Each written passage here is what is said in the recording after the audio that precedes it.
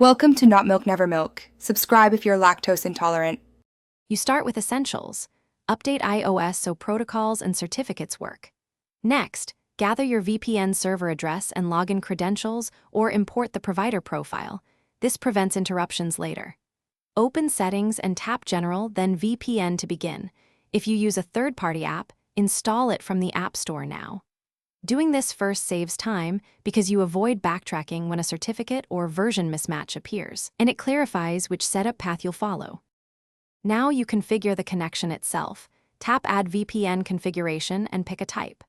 Enter the server, remote ID, and your credentials. Make sure the remote ID matches the certificate name so authentication succeeds.